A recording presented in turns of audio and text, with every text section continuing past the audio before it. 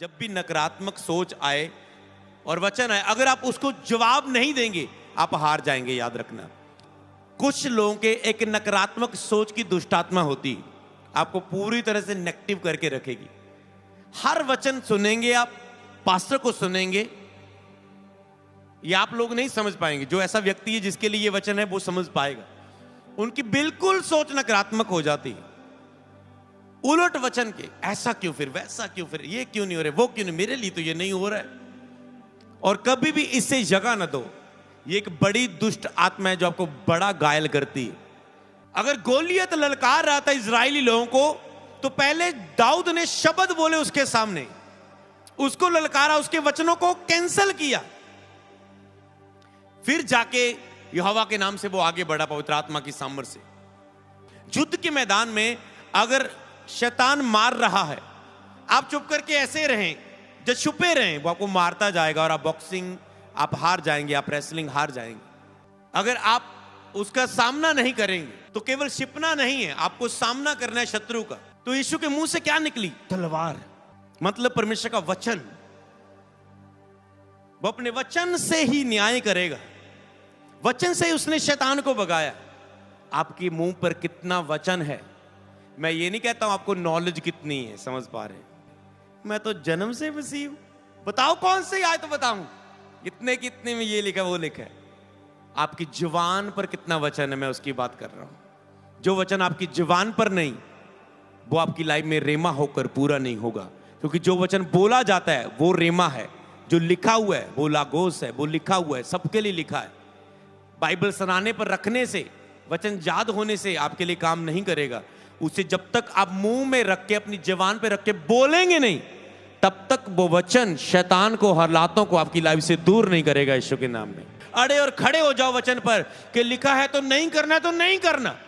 वचन में ये लिखा है तो अशुद्ध भोजन नहीं खाना तो नहीं खाना, अन्य जातियों मैरिज नहीं करनी तो नहीं करनी, संसारिक सॉन्ग नहीं सुनने तो नहीं सुनने, नशा नहीं करना तो नहीं करना, गलत चीज नहीं देखनी तो नहीं देखनी, गाली नहीं निकालनी तो नहीं निकालनी। इसे बोलते वचन पर खड़े हो जाना। अगर अपनी लाइफ में कुछ बड़ा रिजल्ट लेना है तो वचन को लेना होगा, आपको मुंह पर उसे बोलना होगा। अपनी प्रार्थना में वचन भरो, वचन अधिक से अधिक पढ़ो, उसे याद करो, अपने मुख पर लेके आओ, फिर रिजल्ट देखना इतना जबरदस्त आएगा और ये वचन पूरा हो जाएगा। हालेलुया। 40 उपवास के बाद आज पहला बुधवार है, जोर से तारीफ करो।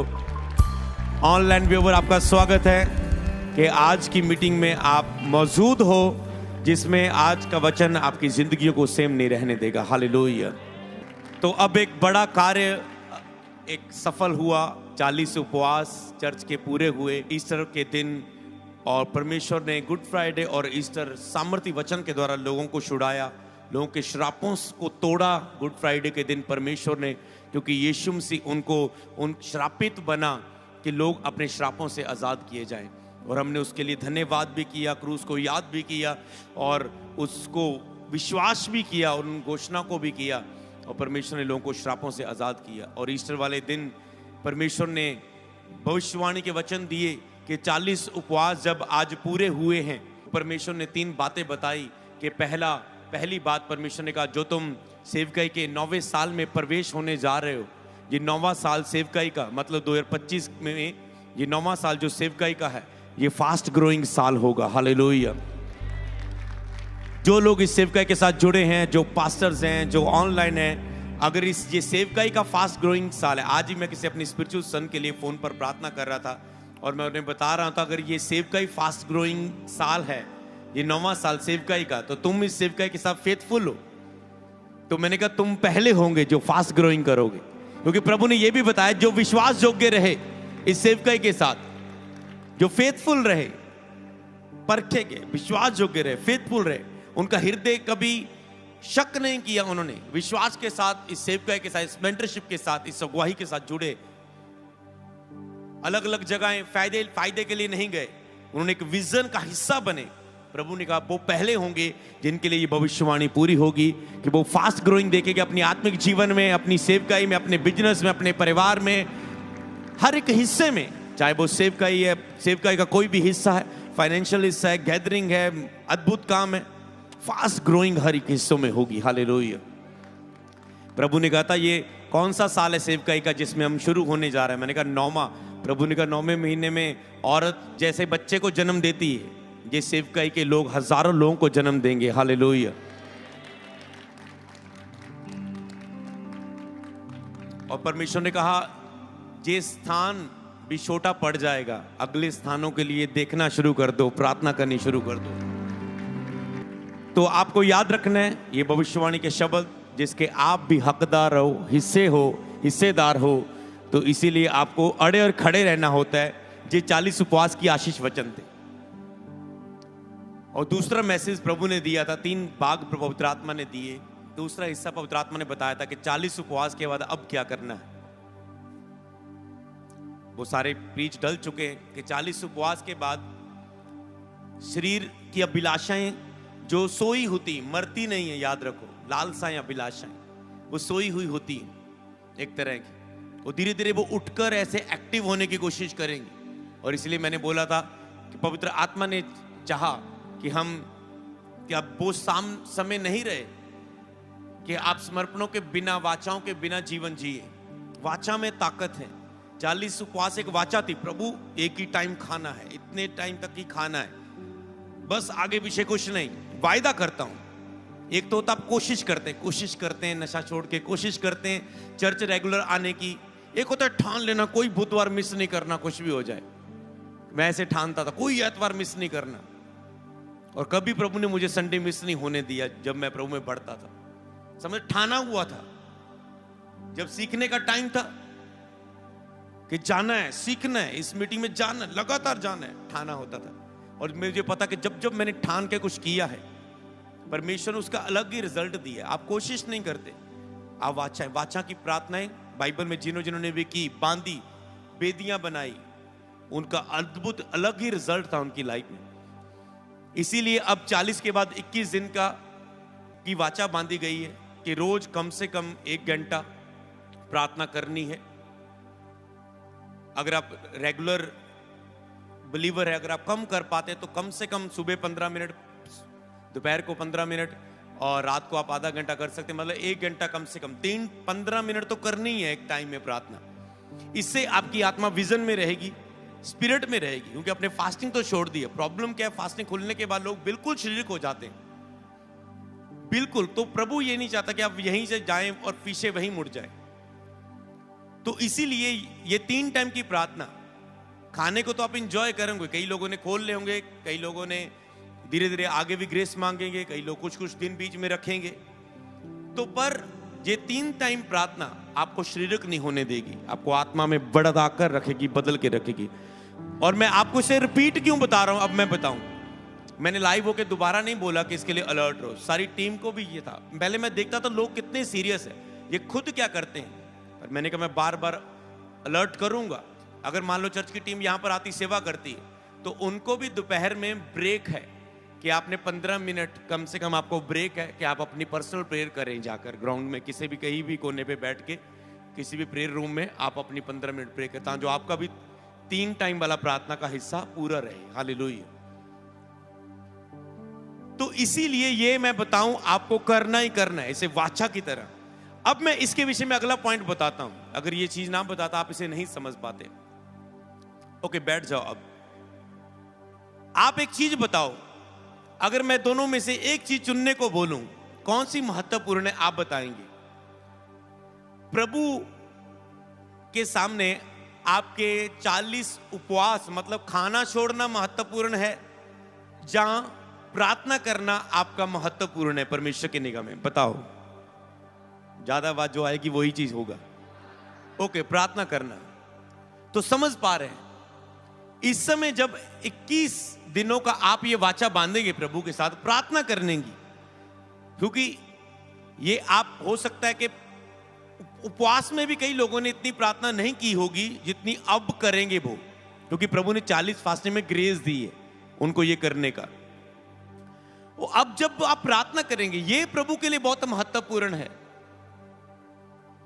प्रार्थना, ये समय। तो पर प्रॉब्लम क्या है, अब पॉइंट ध्यान से समझना। लोगों के लिए 40 फास्टिंग रखने इजी थे, पर ये वाचा उनको बांधने कई लोगों को मुश्किल लगती। कईयों ने पहले 3 दिनों में हार गए होंगे अपने आप से, और इस समय एक लटकाकर मुंह अपने अंदर से लटकी हुई आत्मा के साथ होंगी। सोमवार निकल गया, मंगलवार निकल गया, आज बुधवार है, बुधवार का भी हाफ निकल गया। अगर आपने सुबह दोपहर नहीं की, आप हार गए, क्योंकि रात की कर लोगे पर आपकी वाचा तो टूट गई ना। चाहे आप रात को इकट्ठा 1 घंटा कर ले, मैंने उसकी बात नहीं की थी। तो पास्टरों ने तो सुना भी नहीं होगा जो शारीरिक होंगे। मतलब शारीरिक मतलब ये जिनको भूख नहीं है वचन की, उनको देखना होता है संडे, ओके क्या बिताया गया ईस्टर के दिन, हम सुने, हमारे लिए कोई मैसेज तो नहीं था। कई लोग अब उसे समझेंगे, जुड़ेंगे, उसको आगे अब फॉलो करेंगे। तो अब से जुड़ जाना, चाहे 21 दिन आपने नहीं, अब आपने बीच में सुना तो बीच में जुड़ जाना। पर मैं बताऊं, चर्च को ये करना ही करना है। मैं थोपता हूं इसे आप पर, क्योंकि ये थोपने वाली अच्छी चीज है, प्रार्थना। शायद रोजे चर्च के ऊपर थोपने मुश्किल हो सकते हैं, पर प्रार्थना प्रभु है जितना मर्जी थोप। हालेलुया। तो आपको ये करना ही करना है, क्योंकि नहीं तो मैं आपको सेफ नहीं देख रहा हूं 40 फास्टिंग के बाद। और आपको उस प्रार्थना को करना है। अब मैं आपको फिर से सीरियस करता हूं, अगर कुछ टूटता है बीच में, उसे दोबारा फिर से कंटिन्यू करो। ओके प्रभु, मिस हुआ, अब से शुरू करता हूं। पर 21 में कुछ दिन तो आप पूरा कर पाएंगे। अगर बीच में टूट गई तो फिर वहीं से शुरू करना। अगर टूट गया तो ओके, ये खत्म नहीं, तब से फिर आपके 21 दिन शुरू हो गए। समझ पा रहे? जिस दिन टूट गई ये वाचा, फिर वहां से 1 दिन गिनना। पर आपको ये पूरी करनी है, चाहे आपको 3 महीने पूरी करने में लग जाए, 6 महीने लग जाए, 9 महीने लग जाए। अगर आपने ये पूरा नहीं किया तो आप अगले लेवल पर नहीं जा पाएंगे। 40 उपवास के बाद ये लेवल है। आपको पता है, अगर आप प्रार्थना नहीं करके दिखाएंगे, प्रभु आपको विश्वास योग्य नहीं समझ सकता। यह वाचा क्या है कि तुम मेरी हजूरी के साथ विश्वास योग्य हो। किन लोगों को प्रभु आशीष देता है? जो उसकी पर्सनल उपस्थिति के साथ विश्वास योग्य हैं, विश्वास योग्य हैं। अगर आप प्रार्थना में प्रभु के साथ जुड़े रहकर नहीं दिखा सकते प्रभु को, तो आप फेथफुल नहीं है परमेश्वर के साथ, विश्वास योग्य नहीं है। वहां पर भरोसा नहीं कर सकता कुछ बड़ा आपको देने की, क्योंकि आप उसके लिए साथ विश्वास योग्य नहीं है। पर जब आप साबित करते हैं, प्रभु देख 40 रोजे रखे थे पूरे किए, देख 21 दिन की बाचा बांधी थी पूरी की, प्रभु देखेगा ये अलर्ट व्यक्ति, ये पतरस की तरह कड़क है, अलर्ट है। मैं इसके बारे में कुछ सोच सकता हूं। जिस तरह उसने पतरस को कहा, मैं तुझ पर कलीसिया बनाऊंगा, अदोन लोग के फाटक उसमें प्रबल ना होंगे। हालेलुया। समझ पाए? तो इसीलिए आपको ये करना है। नहीं तो आप अपनी लाइफ में, अगर आप यहां गए फिर पीछे जाएंगे, फिर वहीं जाएंगे, फिर अगर आपको अब आगे जाना है तो आपको अब ये अगली वाचा को फॉलो करना है। अगर आप इसे समझ चुके हैं तो इसे अपनी लाइफ में कंटिन्यू करना, इसे अपना हिस्सा बना लेना, इस पर आपको चलना ही चलना है। हालेलुया। और तीसरा आपने सीखा था कि प्रभु इसलिए मुर्दों में से जी उठे कि हमारी आत्माएं बचाई जाएं। तो धन्यवाद आपको हमेशा करना है कि आपकी आत्माएं बचाने के लिए प्रभु यीशु मसीह मुर्दों में से जी उठे। आपके लिए एक पक्का सबूत है कि अगर यीशु मुर्दों में से जी उठे तो हमारी आत्मा भी उद्धार पाई हुई आत्मा है। हालेलुया। तो वो जी उठना हमारे लिए एक सबूत है कि हम भी स्वर्ग जाएंगे, पूर्ण उत्थान को देखेंगे, मुर्दों में से जी उठने को देखेंगे, और वो हमारे लिए, हम उसे याद करते हैं। आज के वचन को अब हम पढ़ेंगे स्क्रीन के ऊपर। परमेश्वर के वचन को उपयोग करो, परमेश्वर के वचन को उपयोग करो। आज आपको प्रार्थना में ऑलरेडी, वैसे पहले आप प्रैक्टिकली सीख चुके कि क्या करना है। आज प्रार्थना में क्या किया गया? परमेश्वर के वचन का उपयोग किया गया। और इसे करने से क्या होता है? जैसे आपका मुंह वचन बोलता है, तब आत्मा आपके विषय में कार्य करना शुरू कर देता है। आत्मा आपके वचन को इंतजार करता है कि आप वचन को बोलें। अगर हम सीधा परमेश्वर के पहले वचनों को पढ़ें इन चीजों के द्वारा, पहला वचन अब स्क्रीन पर पढ़ेंगे, भजन संहिता 91 की 1। ओके, यहां पर 91 जबूर सबको पता है, पर यहां पर ही कुछ 91 जबूर को ही कि बीच में से एक लाइन को शैतान ने यीशु मसीह के सामने यूज किया था कि तू अपने आप को गिरा दे, लिखे तेरे पांव पर पत्थर से ठेस ना लगेगी अगर तू ऊंची जगह पर ले गया कि अपने आप को गिरा दे। तो अब आपको समझना है, यही एक युद्ध है। इस वचन के इस युद्ध को आपको समझना होगा। जो परम प्रधान के छाए हुए स्थान में बैठा रहे वह उसकी सर्वशक्तिमान की छाया में ठिकाना पाएगा। ओके, बैठा रहे। जो बैठा रहे, प्रार्थना में 3 टाइम बैठने का मतलब क्या है? बैठा रहना। जो परम प्रधान के छाए हुए स्थान में बैठा रहे वह उसकी छाया में ठिकाना पाएगा।